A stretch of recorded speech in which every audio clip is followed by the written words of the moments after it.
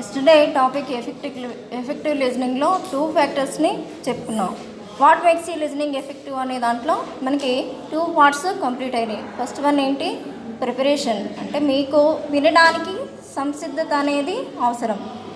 మీకు వినడానికి సంసిద్ధంగా ఉంటేనే ఎవరేం చెప్పినా కూడా అది మన బుర్రకి ఎక్కుతుంది.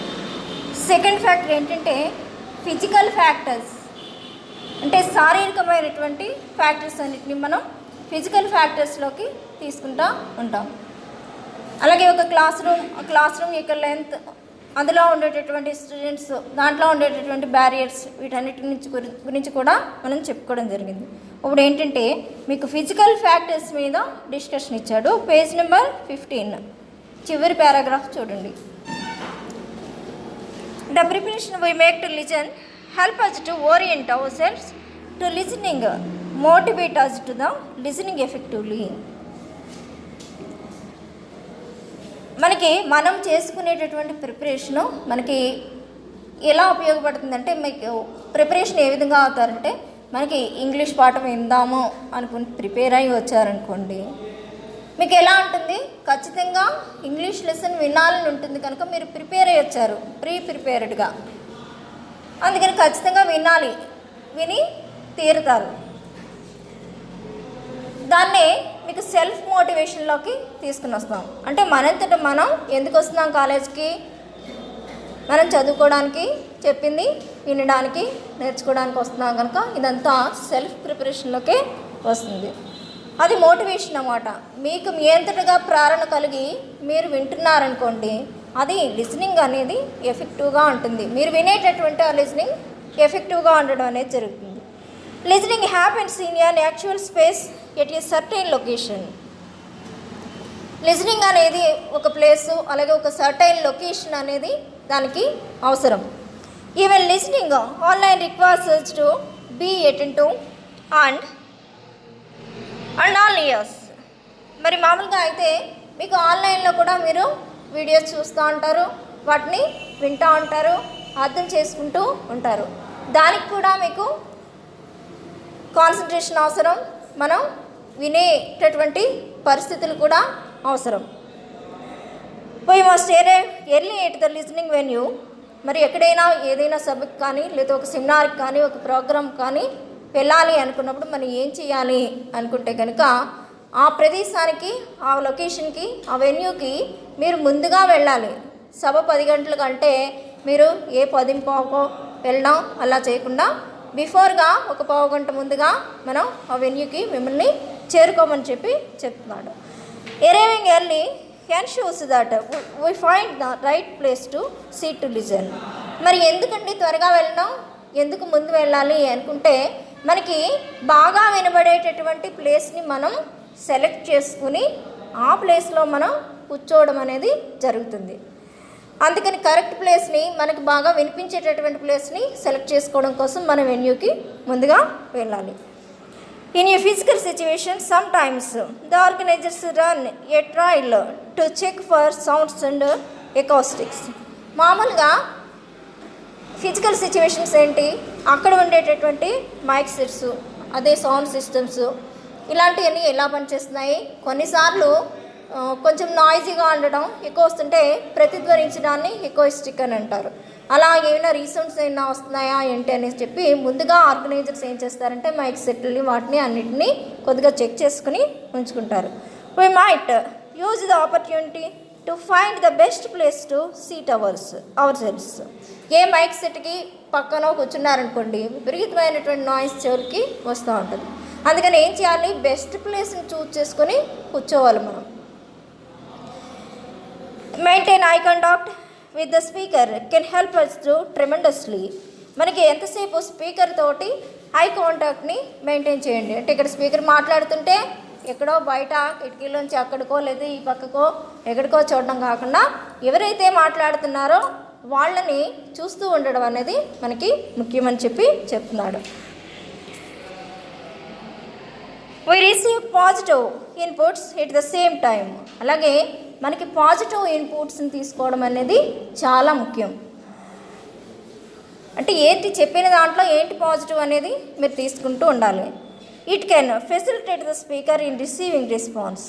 మీకు ఎప్పుడైనా రెస్పాన్స్ని మీరు ఇవ్వాలి అనుకుంటే కనుక దానివల్ల మనకి పాజిటివ్నెస్ అనేది కలుగుతుంది. పర్వాలేదు, వీళ్ళు వింటున్నారు, వీళ్ళు అడిగిన దానికి సమాధానం చెప్తారు అనేటువంటి ఇది వస్తుంది.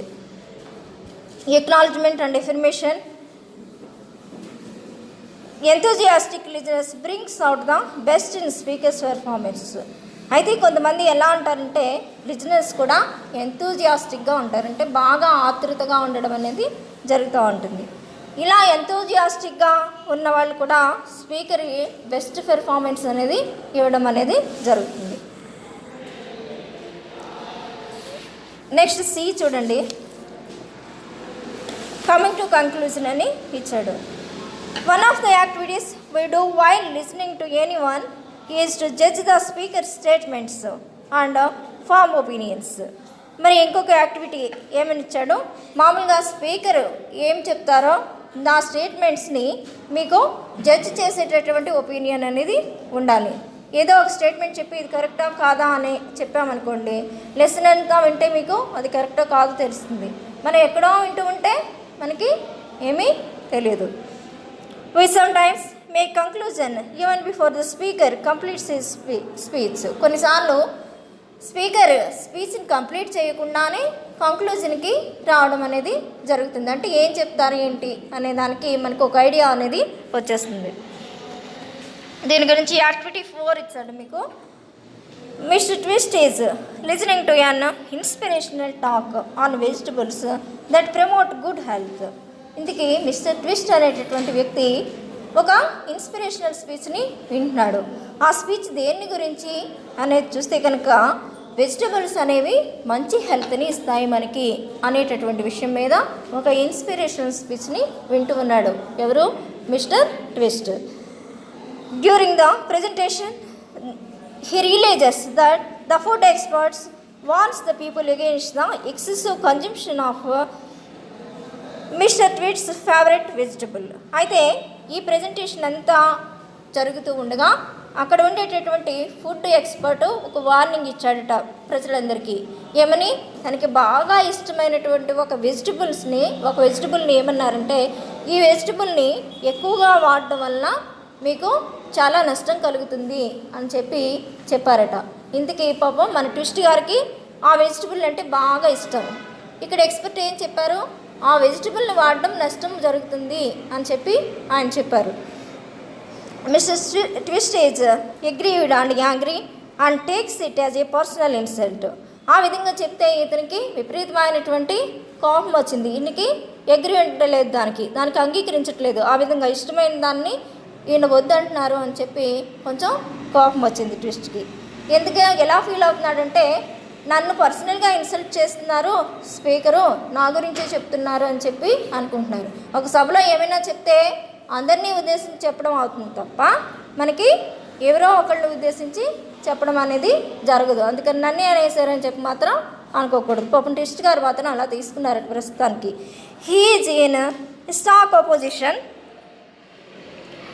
To the facts presented. పాపం వెంటనే వ్యతిరేకత వచ్చేసింది. అక్కడ స్పీకర్ చెప్పేటటువంటి మాటలు అంటే ఈయనకి మంచి ఒపీనియన్ అనేది రాలేదు. He ignores all the signs and facts behind the speaker's research and enters into a mental fight with the speaker. వెంటనే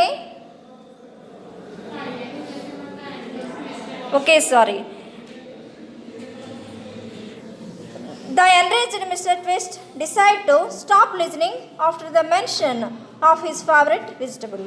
అమ్మా ఇదేనా? ఒకేసారి ఎన్రేజ్డ్ అంటే విపరీతమైనటువంటి తీవ్రమైనటువంటి కోపంతో ఉన్నటువంటి మిస్టర్ ట్విస్ట్ గారు ఏం చేశారంటే, ఇంకా నేను ఈ పాఠాన్ని వినకూడదు, ఎందుకంటే నా ఫేవరెట్ వెజిటబుల్ మీద ఈయన తినకూడదని చెప్పారు, దాని మీద బ్యాడ్ ఒపీనియన్ని ఇచ్చారు. వీళ్ళు ఏం చెప్పినా సరే నాకు వీళ్ళు చెప్పింది వినకూడదని మెంటల్గా ఒక డిసైడ్మెంట్కి వచ్చేసారు. ఇప్పటి నుంచి మెంటల్ ఫైట్ మొదలుపెట్టాడన్నమాట. ఏంటి, నాకు ఇష్టమైన వెజిటబుల్ తినొద్దు అని చెప్పారు, ఏం చేద్దాం ఏంటి అని పాపం ఆలోచించుకోవడం మొదలుపెట్టాడు. He ignores all the science and facts behind the speakers research and enters to A mental fight with the speaker. ఒకసారి ఎవరైనా ఈ ఒక విషయాన్ని చెప్పారనుకోండి, వెంటనే దాని మీద గుడ్ ఒపీనియన్నో లేదా బ్యాడ్ ఒపీనియన్నో ఏర్పరచుకోకూడదు. ఎందుకు బ్యాడ్ అని చెప్పారనుకోండి, ఎందుకు బ్యాడ్ అని చెప్పారు, what are the reasons bad అని చెప్పడానికి కారణాలు ఏంటి అని చెప్పి మనం అనుకోవాలి. ఎందుకని అక్కడ ఉండేటటువంటి సైంటిఫిక్ రీసెర్చ్ చేసి దాన్ని ఒక రిజల్ట్ని కనుక్కొని ఆ తర్వాత మనకు అందిస్తారు కదా, ఏమైనా ఫ్యాక్ట్స్ అందించాలన్నా కూడా. అంతేకాని ఊరికనే చెప్పేస్తే ఎవరు కూడా నమ్మేరు కదా. దానికి కారణాలు చెప్తారు, ఈ వెజిటబుల్లో ఇవి ఎక్కువగా ఉన్నాయి, దానివల్ల తింటే మీకు ఈ ప్రమాదం జరుగుతుంది. అందుకని చెప్పి మనం వెజిటబుల్స్ని ఏదో వాడాలి, ఎంత మోతాదులో వాడాలి అని చెప్పి చెప్తూ ఉంటారు. దాన్ని వాడకుండా ఉండడానికి ఇంకా అవన్నీ ఇగ్నోర్ చేస్తాడు. అవన్నీ వినడానికి ఇష్టం లేనట్టుగా వాటన్నిటిని వినడం మానేసి నాకు ఏది ఏమైనప్పటికీ కూడా ఈయన చెప్పేది వినకూడదని చెప్పి డిసైడ్మెంట్కి వచ్చేసాడంట. అక్కడి నుంచి మెంటల్ ఫైట్ అంటే అదే. Mister twist missus the part where the expert talks about the moderate consumption of vegetables. ఈ విధంగా తను మెంటల్ ఫైట్కి వెళ్ళడం వల్ల ఏం చేశాడు, తనకి ఏ విధంగా మనం వెజిటబుల్స్ని ఆధునికంగా మనం ఏ విధంగా యూజ్ చేయాలి, ఏ విధంగా యూజ్ చేయొచ్చు అనేటటువంటి విషయాన్ని చెప్తే ఆ విషయాన్ని కూడా బుర్రకి ఎక్కించుకునేటటువంటి స్టేజ్లో లేడు. వీడికి ఏ విధంగా వెజిటబుల్స్ని కన్జంప్షన్ చేయాలి, ఏ విధంగా వినియోగించుకోవాలి అనే దాన్ని కూడా బుర్రకి ఎక్కించుకునేటటువంటి పరిస్థితిలో లేడు మనయ్య గారు. నెక్స్ట్ ఇక్కడ క్వశ్చన్స్ ఇచ్చాడు, ఆ క్వశ్చన్స్కి ఆన్సర్ చేద్దాం. Why is Mr Twist angry? Mr Twist ఎందుకు కోపంగా ఉన్నారు? What is the reason? Okay, తనకి ఫేవరెట్ వెజిటబుల్ని ఈయన దానివల్ల వచ్చేటటువంటి సైడ్ ఎఫెక్ట్స్ ఏవైతే ఉన్నాయో అవి మంచివి కాదు అని చెప్పడం వల్ల ఈయనకి కోపం అనేది రావడం వచ్చింది. Do you think his angry is baseless? మీరు అతని యొక్క కోపం అనేది నిరాధారమైనది, వ్యర్థమైనది అని మీరు అనుకుంటున్నారా? Say yes or no. నిరాధారమైనది. ముందుగా ఎందుకు చెప్పారో చూసుకుని దానికి కారణాలు ఏంటి, ఎందుకు ఇలా చెప్తున్నారని చెప్పి అర్థం చేసుకోవాలి తప్ప ఒక విషయాన్ని దీన్ని కన్జంప్షన్ ఎక్కువ చెయ్యొద్దు అనగానే మనకి కోపం అనేది రాకూడదు. Would you suggest Mr Twist to listen to the lecture before the jumping in to the conclusion? మరి మీరేనా ఈ కంక్లూజన్కి జంప్ అయిపోయాడు, లెక్చర్ని వినకుండానే తను ఒక కంక్లూజన్కి వచ్చేసాడు. ఏమని? ఇది వినకూడదు, ఇంకా నేను బుర్రకి ఎక్కించుకోను అని చెప్పి మెంటల్ ఫైట్ని స్టార్ట్ చేశాడు. అలా స్టార్ట్ చేయడం అనేది మంచిది కాదు. మనం సజెస్ట్ చేయాలి, బాబు మొత్తం విషయాన్ని అంతటిని విన్న తర్వాత ఎందుకు అంతగా ఎక్కువగా ఉపయోగించొద్దు అని చెప్తున్నారో దాన్ని అర్థం చేసుకో అని చెప్పాలి కదా. మనం సజెస్ట్ చేయాలి. Have you ever come across a similar situation? మీకు ఎప్పుడైనా ఇలాంటి సిచ్యువేషన్ ఎదురైందా? మీకు ఇష్టమైనటువంటి పని ఎవరైనా చేయొద్దన్నారనుకోండి, మీకు కోపం వస్తుందా అని చెప్పి అడుగుతున్నారు. వస్తుందా? సే yes or no. Discuss with your friend or partner the consequences of the incident. ఒకవేళ అలాంటి ఇన్సిడెంట్ ఏమైనా జరిగితే మీ ఫ్రెండ్ తోటి అలాంటి ఇన్సిడెంట్ని షేర్ చేసుకుని డిస్కస్ చేయమని చెప్పి చెప్తున్నారు.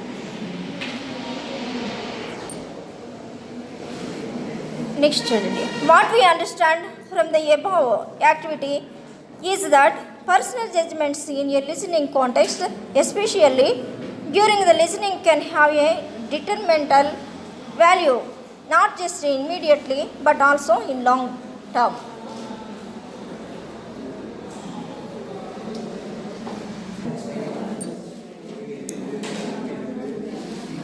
మరి ఫైనల్ యాక్టివిటీని బట్టి మీరు ఏం అర్థం చేసుకుంటున్నారంటే పర్సనల్ జడ్జిమెంట్స్ ఏవైతే ఉన్నాయో అవి లిజనింగ్లో అవి కరెక్ట్ కాదు. ఒకవేళ వినేసిన తర్వాత దాని మీద అంతా విని అది మంచిదా చెడ్డదా అని చెప్పి అప్పుడు కంక్లూజన్కి రావాలి తప్ప ఫస్ట్నే ఒక మాట చెప్పగానే దాని గురించి కోపగించుకుని వినడం మానేసి మెంటల్ ఫైట్ చేయడం అనేది సరైనటువంటి పద్ధతి కాదు. Engaging one self in value judging the contents is taking many steps backwards from the listening task. మరి మనం అంతటా మనమే ఒక జడ్జిమెంట్ తీసేసుకొని ఫస్ట్నే వినకూడదని అనుకున్నామనుకోండి, అప్పుడు మనకి లిజనింగ్ అనేది బ్యాక్వర్డ్ ప్రాసెస్కి వెళ్ళిపోతుంది. అంటే మీకు ఏమి చెప్పినా కూడా వినిపించుకోకూడదు అనేటటువంటి ఒక మనస్తత్వం అనేది మన మనసులో నిండిపోతుంది. అందుకని ఎప్పుడూ కూడా అలా ముందుగా మనంతటి మనం డెసిషన్ తీసుకుని వినకూడదని చెప్పి అనుకోకూడదు అని చెప్పి చెప్తున్నాడు. For all it is very important to keep an open mind and listen to the entire lecture before forming an opinion. మీకు ఒక ఒపీనియన్ని ఫామ్ చేసుకునే ముందు మీరు ఏం చేయాలి, మొత్తం అంతా ఏం చెప్తున్నారో స్పీకరు దాన్ని అంతటిని విని ఆ విన్నదాన్ని మీరు బాగా అందులో ఏంటి ఇంపార్టెంట్, ఏ విషయం గురించి చెప్తున్నారు అని చెప్పి వాటన్నిటిని మైండ్లో పెట్టుకుని అప్పుడు ఒక అభిప్రాయానికి రండి. కానీ మీ అంతటా మీరుగానే మొట్టమొదటి ఒక విషయాన్ని చెప్పగానే మీరేమీ ఆ విధంగా ఒపీనియన్ తీసుకుని వినను అనేటటువంటి ఒక పరిస్థితికి రావద్దు.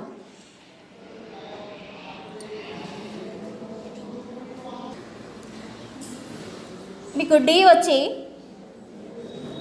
కాన్షియస్ అటెంప్ట్ అని ఇచ్చాడు. డీలో ఏమిచ్చాడు, కాన్షియస్ అటెంప్ట్. కాన్షియస్గా ఉండడం అంటే చాలా 100% మెలకువతో ఉండడం.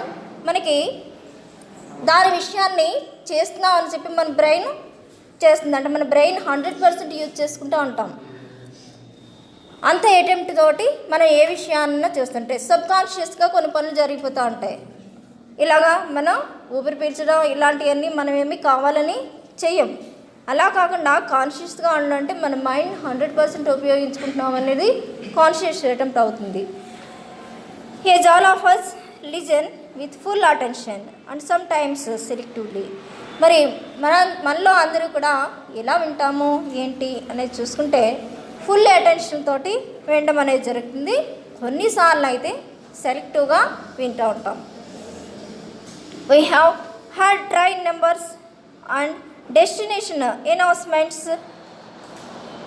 conveniently and chosen not to listen to the chatter around us.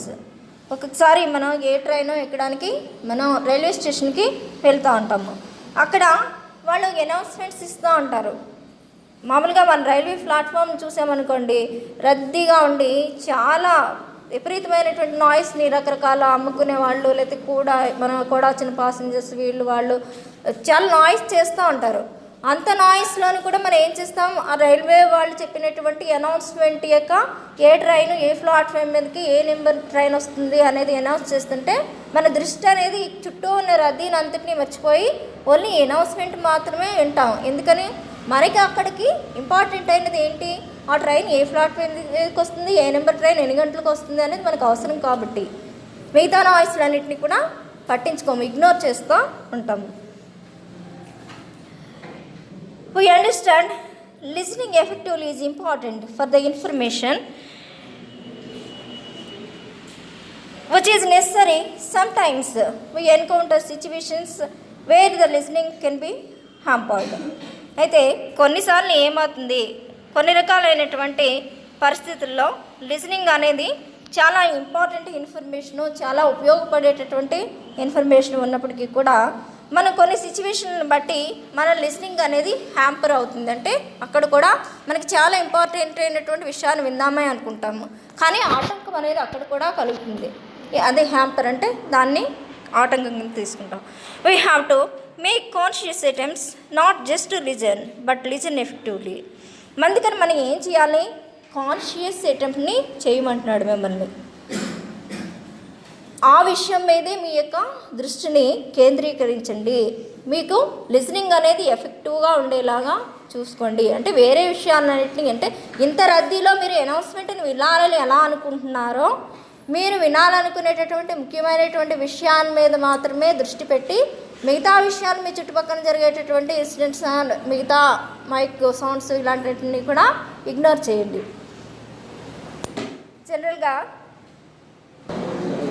Okay, activity 5 ఇచ్చాడు ఇక్కడ. దీనికి సంబంధించి కాన్షియస్ అటెంప్ట్ అనే దాన్ని ఏ విధంగా చేస్తున్నాడో అనేది చెప్పడం కోసం ఒక యాక్టివిటీని మనకి ఇక్కడ ప్రజెంట్ చేశాడు. ఇక్కడ చూడండి,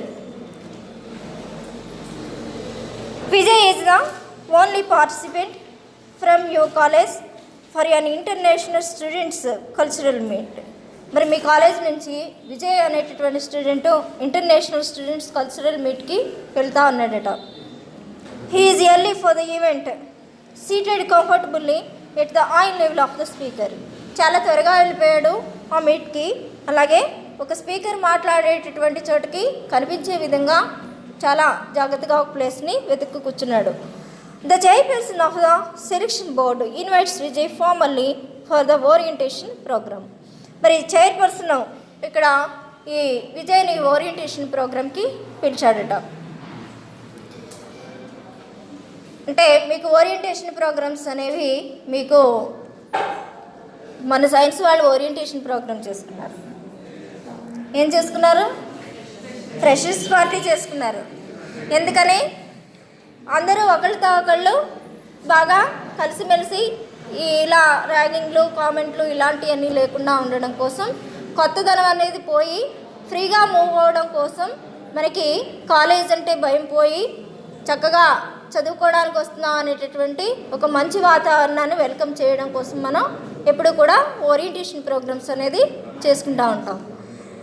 అలాగే ఇక్కడ మన విజయ్ ఓరియంటేషన్ ప్రోగ్రామ్కి ఇన్వైట్ చేశారట chairperson. The chairperson discusses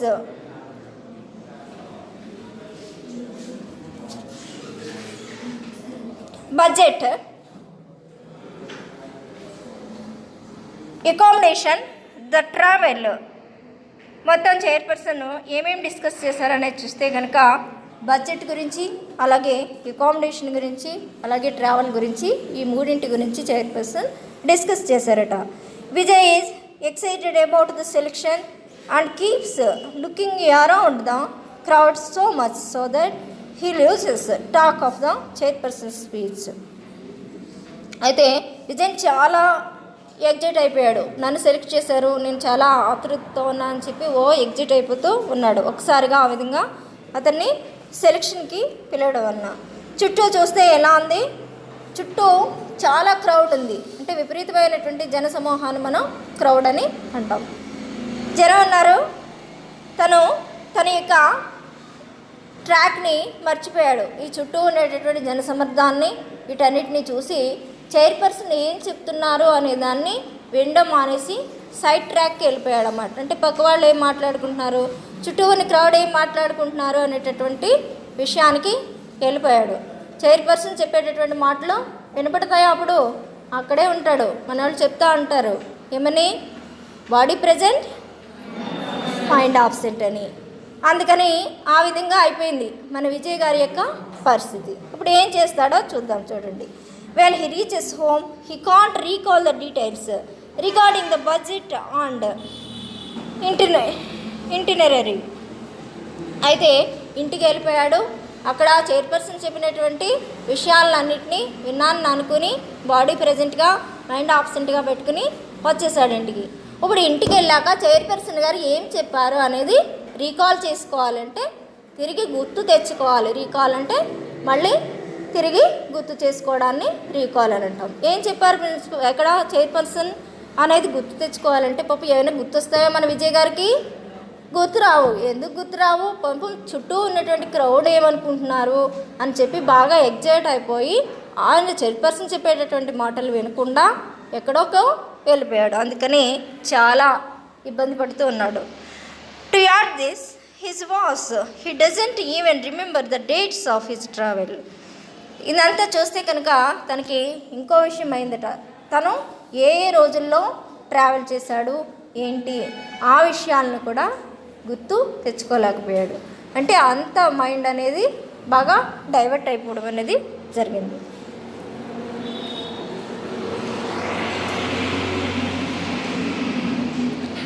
discuss with your friend why Vijay was unable to participate in the cultural meet. మరి కల్చరల్ మీట్లో విజయ్ సరిగ్గా పార్టిసిపేట్ చేయలేకపోవడానికి గల కారణం ఏంటి? వాట్ ఈస్ ద రీజన్ అని చెప్పి అడుగుతున్నాడు. What could he have done in order to achieve the purpose he had gone for. మరి అతను ఏమి చేస్తే తను అక్కడికి ఏ పర్పస్ కోసం వెళ్ళాడో దాన్ని అచీవ్ చేయగలడు, దాన్ని పొందగలడు, ఏం చేయొచ్చు అతను అని చెప్పి అడుగుతున్నాడు.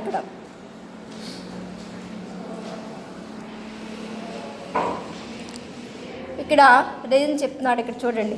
Most speeches performances take in to the account the needs and the limitation of the listening audience. అయితే చాలా స్పీచెస్ కానీ లేకపోతే పెర్ఫార్మెన్సెస్ కానీ ఇలాంటివన్నీ కూడా మనం చూస్తే కనుక మనకి ఒక వ్యక్తి ఏదైనా వింటున్నాడు అనుకుంటే ఒక లిసనింగ్ ఆడియన్స్ అంటే వినేటటువంటి వాళ్ళు ఆ వినేది ఎందుకు వింటారు? వినడం వలన ఒక ఉపయోగం అనేది ఉంటే వింటారు. ఆ వినడానికి కూడా లిమిటేషన్స్ అనేవి ఉంటాయి, పరిమితులు అనేవి ఉంటాయి. అందుకని మనకి ఉపయోగపడేటటువంటి టాపిక్ అయితే మనం వింటాం, లేకపోతే వినము, కాన్సన్ట్రేట్ చెయ్యం. The speakers come with the necessary instructions and try to reinforce points and facts. Speaker ఏం చేస్తారట? నెసరీ ఇన్స్ట్రక్షన్స్ ఇస్తారు, ఏంటి ఏమి అవసరం అనే దానికి సూచనలు ఇస్తారు. అలాగే రీఇన్ఫోర్స్ చేయడం అంటే పునర్బలం అంటారు దీన్ని, అంటే బలపరుస్తారన్నమాట. ఏ పాయింట్స్ అనేవి మీకు బాగా అవసరమో వాటిని తిరిగి రిపీట్ చేస్తూ ఉంటారు. రిపీట్ చేసినటువంటి పాయింట్స్ అవి మోస్ట్ ఇంపార్టెంట్ పాయింట్స్ కింద లెక్క. It is essential for the speakers to categorise information as the speaker talks. మరి ఇక్కడ ఏంటి మనకి ఉపయోగం అనేది చూస్తే కనుక, స్పీకర్ అనే వ్యక్తి ఇన్ఫర్మేషన్ని కేటగరైజ్ చేయాలి. ఏ విషయం గురించి చెప్తున్నారు, ఏ విషయం అనేది మాట్లాడుతున్నాం అనే దాని గురించి ఆ టాక్ని కేటగరైజ్ చేసి మాట్లాడమని చెప్తున్నాడు. And there are pauses from the speaker to allow people to listen and comprehend. అలాగే కొన్నిసార్లు కొంచెం గ్యాప్ను వదిలి కొద్దిగా ఒకే ఏకదాటిగా చెప్పేయకుండా వినే వాళ్ళకి కొంచెం వినడానికి కొంచెం ఊపిరి పీల్చుకోవడానికి తావిచ్చినట్టుగా వినడానికి కొంచెం గ్యాప్నిచ్చి చెప్తూ ఉండండి. ఏకదాటిగా చెప్పేయద్దు ఏ విషయాన్నైనా అని చెప్తున్నారు ఇక్కడ. దానివల్ల లిసనర్ అనేది అర్థం చేసుకోవడానికి ఈ పాజ్ ఏం చేస్తాడంటే అర్థం చేసుకుంటాడు, ఏం వింటున్నామో అనేదాన్ని అర్థం చేసుకుంటాడు. The PowerPoint presentation allows the listener to look at the general objectives and as the speaker continues to talk. We can use various headings and subheadings for our benefit. అయితే ఇక్కడ పవర్ పాయింట్ ప్రజెంటేషన్ గురించి ఇచ్చాడు. మనకు అందరికీ తెలుసు, power point presentation చేస్తే దాంట్లో headings అలాగే సబ్ హెడ్డింగ్స్ ఇవన్నిటిని పెట్టి చేస్తూ ఉంటారు.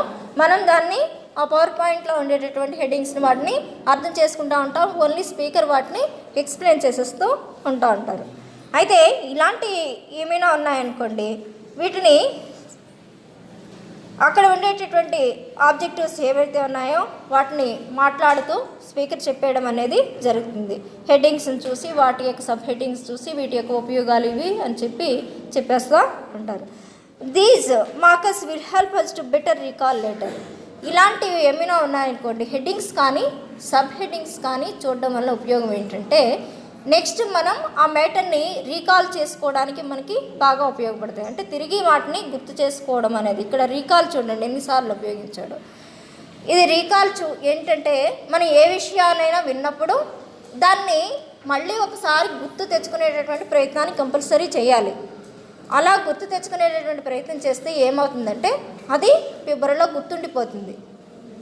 ఒక విషయం వింటారో వినేసి వదిలేయడం కాదు, ఏం చెప్పారో అనేది కంపల్సరీ దాన్ని తిరిగి గుర్తు చేసుకునేటటువంటి ప్రయత్నం చేసినప్పుడే మీ బ్రెయిన్ దాన్ని స్టోర్ చేస్తూ ఉంటుంది. అందుకని ఇక్కడ ఇన్నిసార్లు రీకాల్ని యూజ్ చేశాడు. తర్వాత ఈ విధంగా చేస్తే హెడ్డింగ్స్ సబ్ హెడ్డింగ్స్ వలన రీకాల్ చేసుకోవడం అనేది బాగా ఈజీ అవుతుందని చెప్తున్నాడు.